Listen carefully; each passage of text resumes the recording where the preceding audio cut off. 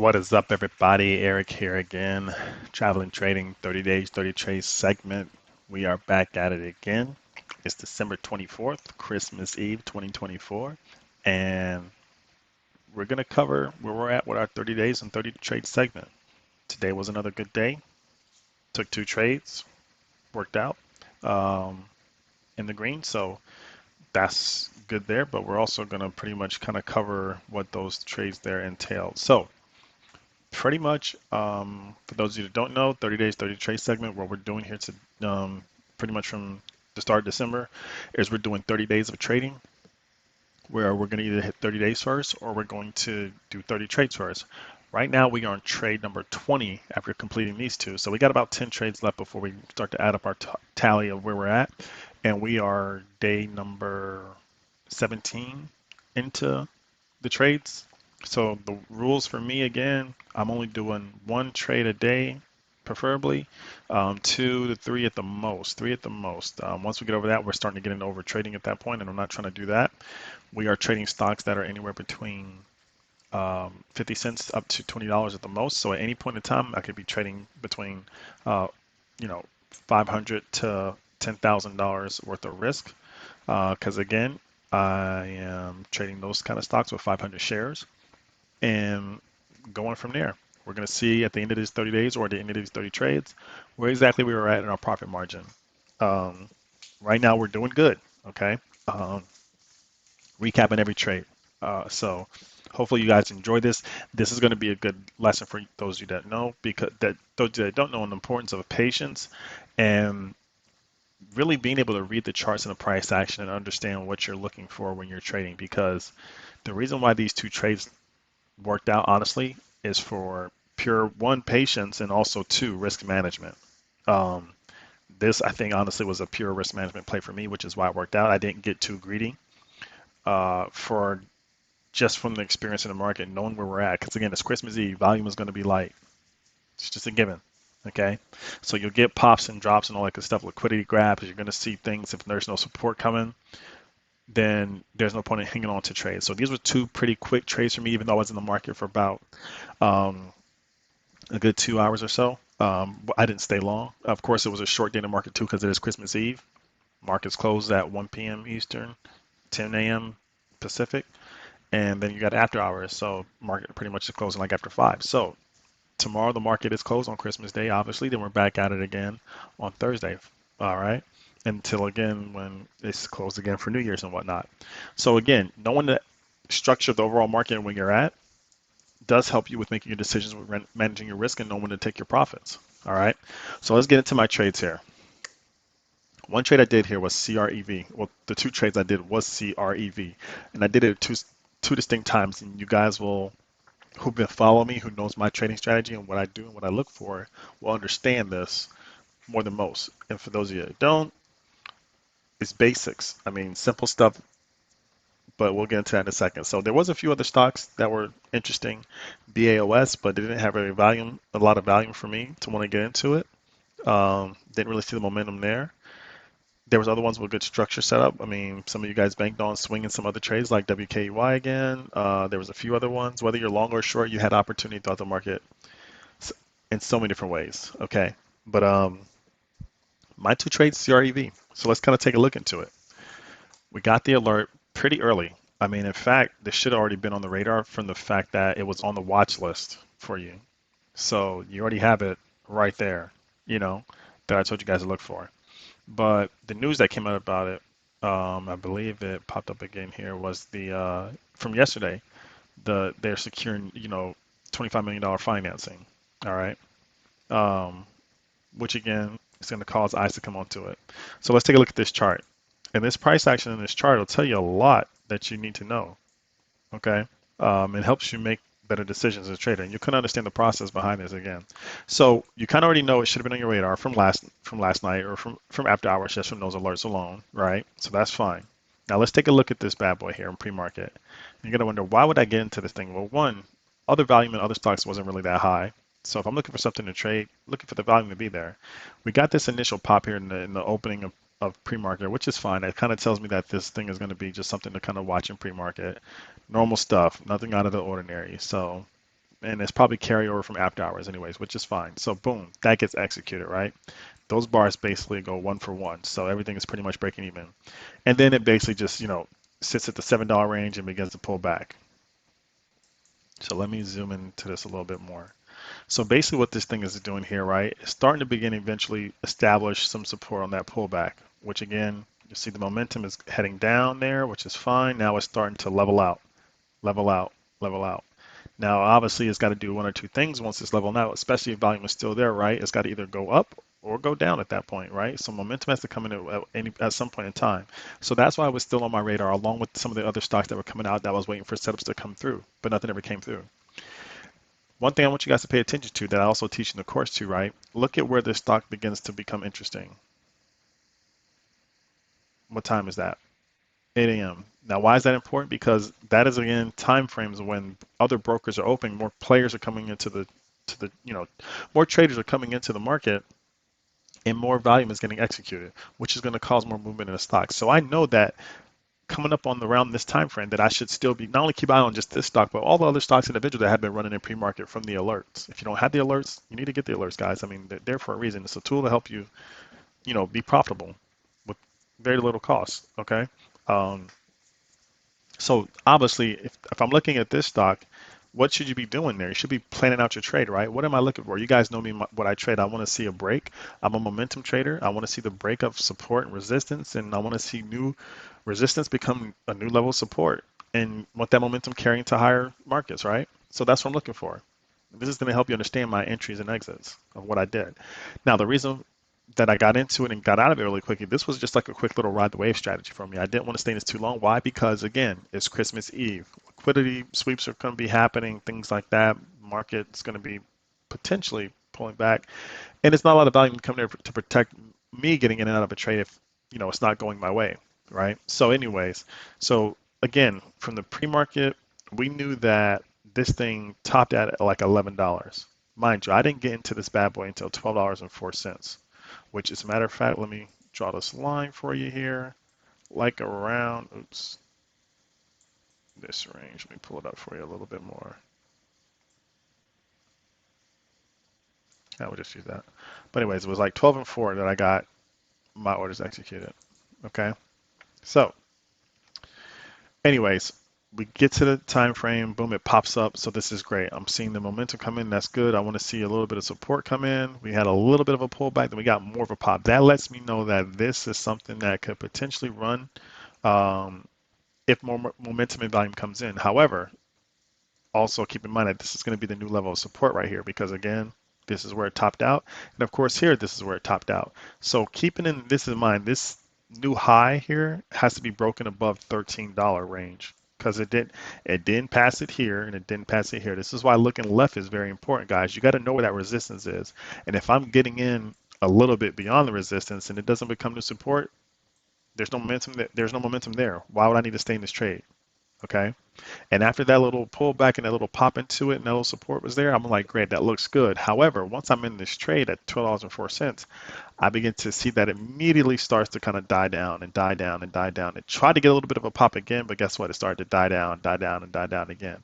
So, of course, me kind of understanding that, hey, this little pop here isn't going anywhere, I exited almost near the top. Basically, I got out, I think it was around like what was it, $13.26, because there was just no momentum here at this point. So pretty much like right in this, let me actually enlarge this for you guys. It looks easier when you're seeing it in real time there, but let me pull it up for you here. This was my exit. So this was a pretty quick trade. I wanted to exit on the green because I know what's happening now, right? The momentum's there, quick little ride, wave ride, in its resistance. There's too much resistance. You can even see it on level 2, the sell orders that were coming in, which was going to turn this stock down, which means at this point it has to start to pull back. So I knew that this was going to be against me, and it's going to have to establish some kind of level of support. Another key thing about the timing here, right? Look at where we're at. We're at 8:30, so the market's going to open in like an hour. I knew there wasn't enough time for enough orders to get executed for this to want to turn back up. So I went, I knew this was coming up, so I wanted to just quickly get in, get a little bit of profit and get out. I only got a 10% profit here, which is fine. I'd much rather wait for opening bell if real volume is going to come in to ride that momentum up there and wait for new level of support to be established, but that never happened. So all this is basically processing in my mind as I'm managing my risk reward and the trading strategy that I'm going to use. It wasn't going to work, so there's no point in staying in this trade. So I went ahead and exited out. It was kind of easy to determine here. Got in at almost the top, but the level of support was already broken. So why stay in the trade? Go ahead and take my exit. Now I'm just gonna wait again for opening bell to see if something's gonna happen. All right. So that's trade number one there. 10% gain, a little $610 profit, which is fine. Trade number two. Now this one was a little bit better.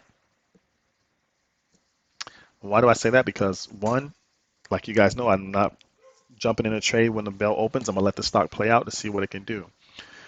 One of the exceptions of being able to do that too is right.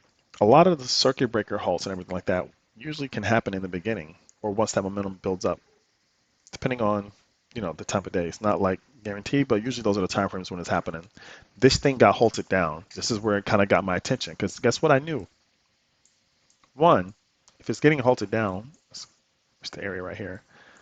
If it's getting halted down, that means it's going to do like a dead cat bounce, and the potential for it to at least pop up a little bit is going to be there. So if it's getting halted down and I'm a bullish trader, I want to wait to see if there's a good entry point where I can measure risk to reward to get into it, to where eventually I know if it has to come back up. If it doesn't go back up, I can cut a small loss, or I'm going to be able to profit off of that until it hits the next level of resistance, which again we already know is where. If it's getting halted down here at this point, because this is where the halt happened, I believe. If it's getting halted down at $10 and change, we had resistance all the way to 13, close to 14 bucks. So I'm already at a potentially $4 profit there, compared to where if I was to enter at would be. So that's good to know there. Now I got into this trade here at $10.22. Let me draw the line here. And this was a little 18% gainer here for me. Sorry, Alexa's going off. The missus is cooking Christmas Eve dinner. So we are at like 22. All right. So let me go ahead and draw that line. And this was a quick little trade too. Like today was a really quick trading day, guys, but a good little profit because of that experience coming into play and executing that order. So where is this support at here? Roughly around the $9 range, right? So that's going to be something you don't want broken. And obviously, if the halt happened right here, right? Look at these candles. Even though it closed lower and it closed lower, these are still bullish signs, which means the next potential one could be bullish, which it was. And then again, still another bullish candle. It opened there, closed there. And then we got this opening here. Now at this point, I'm like, okay, now we're starting to level out. And you can see that as well too. Right along the same indicators, they're kind of indicating the same thing. That the sell orders are executed. All the sellers that wanted to getting out. Now the buy orders are trying to come in and get filled because they wanted to get in at a good price. So do I. So off of that halt, it went down as much as it could. Then I got in at that $10.22. And guess what? Because it's a slow day in the market, we're in the opening bell. All momentum is going to happen here. Do you think I'm going to want to hang around for this? Probably not. So I'm going to get in at $10.22. Ride that little bit of a wave up there for that momentum right here. That's going to happen. And if it's not a lot, go ahead and either break even or take my profits. Or if it is a lot, still take my profits. So this was a little 18% gain. I got out of this bad boy here at about $12, I believe, $12 and change, which again is right here, almost to the top. And see, the indicators here, guys, is showing me like, hey, this is where it's starting to happen. And then when you're seeing level 2 orders come in with the sell orders getting executed, you know that resistance is still there. There's more traders wanting to kind of get out of this thing because it hasn't shown any momentum. So I'm going to go ahead and take my profit. So I had this time, and this time, all this time right here to see that it's getting pushed back, it's getting pushed back, it's getting pushed back. Just exit. Boom. And don't be greedy. Don't need to be greedy. I'm already up 18%. I got in at a really good. I don't want to stick around for the test the next level of support to get broken through. It just doesn't make sense at this time because of the overall market conditions where we're at. It's a good thing I didn't because look, it just dies down. I mean, you could have Still held on right here and exit out on that pop, which is fine. Still got a good profit there. But yeah, the reason why I got out here too because it wasn't breaking. I needed it to break which level, guys? Remember, this is the even here. This is the levels I needed to break that other area resistance. If it's not going to break that resistance, why am I going to stay and hang on to this stock? There's no momentum there. There's no momentum there. There's no value there. There's no value there. I can't get out my trades easily. So go ahead and exit. So I took my gains, or yeah, I took my gains and watched and see if there was another setup coming, and it never came. It never came. It just died down the rest of the day. And look where it's back at. Boom. It's probably just going to fade back out. That news wasn't all that great, but it helped gain a little bit of momentum that it did. And so here we are, two quick trades for the day, Christmas Eve, a little over $1,500 profit, trading 500 shares for each trade, and yeah, 20 trades in. But again, guys, once you understand all this stuff here and you're putting it together, which I teach you in the course, it starts to make some more sense. You do it day in and day out, become repetitive, and you're knowing you're more confident in your trades. And again, not every trade is going to be spot on, but you're willing to risk the odds being in your favor for you to just go ahead and profit and move on to the next trade. Don't get emotional to attach to it. The best way to do that is not to be throwing so much money into it. I can get rid of 500 to 10,000 on one trade that I think is in my favor because of the fact that I just can, at this point in time. So it wasn't always like that. You had to build up. You had to let that momentum for your account happen as well too. It's not all peaches and cream. You think I got 3 bad trades and 17 good trades so far just by happening overnight? No, it takes time, guys. You got to learn this stuff. You got to study this stuff. You got to practice it. It's a puzzle. But other than that, guys, that is my trades for the day. Christmas Eve. Merry Christmas. Happy holidays to all you guys who are celebrating today, tomorrow, etc., all week. Doesn't matter. Um, we are taking a break tomorrow, and then we're going to get back at it Thursday. And I'd like to wrap this up before the end of before the new year, but I don't think that's going to happen. We might be like a day or two into the new year's with the 30 days, 30 trade segment, unless some big momentum comes into the market and I can take like 3 trades in the next 3 days each day. But we still got 10 trades left. We still got 10 days left. Uh, so yeah, hope you guys are staying green. Till next time, Merry Christmas.